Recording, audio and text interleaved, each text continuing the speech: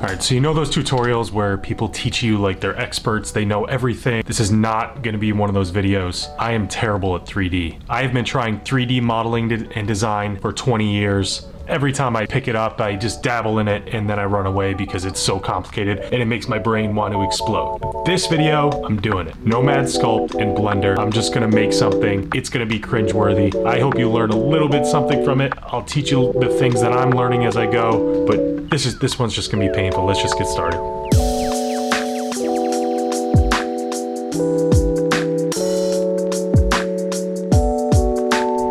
I've always thought a character from one of my books would make a good 3D model. This is Mad Vlad from Ice Cream Robots.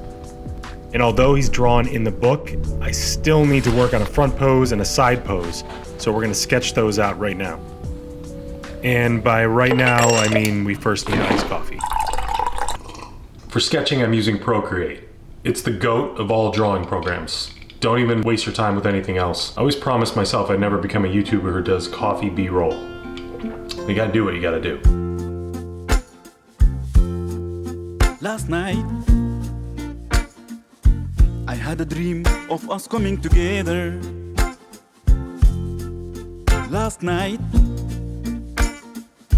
in my dream, I saw unity. When you first open it up, you're gonna see a little sphere in there. You can delete that. You can play around with it. You can sculpt it a little bit. The overall user interface is gonna scare you. It's gonna freak you out and make you never want to do it again.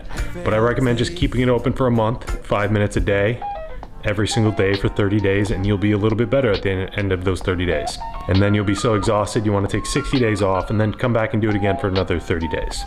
That's been my strategy. Hasn't really worked, but give it a shot.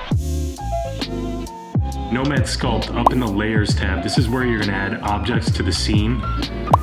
And just think of it like throwing clay on a board, and then you're gonna use the sculpting tools on the right to shape these. And then the tools on the left, that's more for stage control, for moving your object around. I mean, my technique in Nomad Sculpt is basically find a way to get it done any way possible.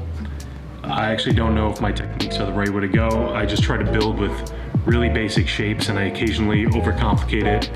Like I redid the hands in this like 10 times and redid the shoes a bunch of times. I was gonna put a Velcro strap over the shoes, but I was just overcomplicating it, so I just wanted simple, shiny black shoes. One of my favorite tools is the trim tool. I'm using it here. You can use it as a lasso or a straight line, and then you can duplicate layers and trim off the edges that overlap and then move things into place. That's how I built the eyebrows. When I combine shapes together, I'm usually put clay in the gaps and then smoothing it, or using the flatten tool to blend them together.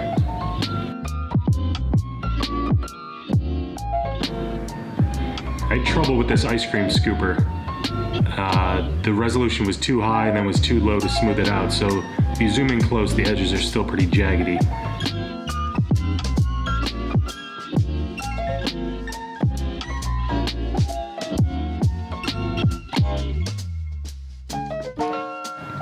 Alright, to export from Nomad to Blender, just go in the File menu, check all these boxes, and follow this export settings. I actually don't know if this is totally correct, but I saw Above Wong Art do it, so I'm gonna stick with it.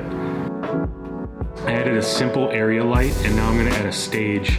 If you grab the vertices when you're modeling this and press E and then Z, you can lift up the back edge, and then grab the middle vertices and press Control B and scroll up on your wheel, and you'll get this smoother curved edge here.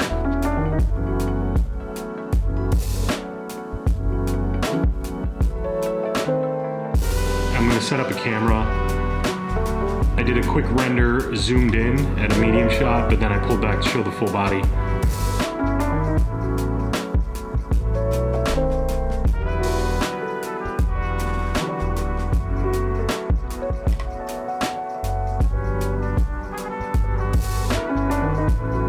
And here's the amazing reveal.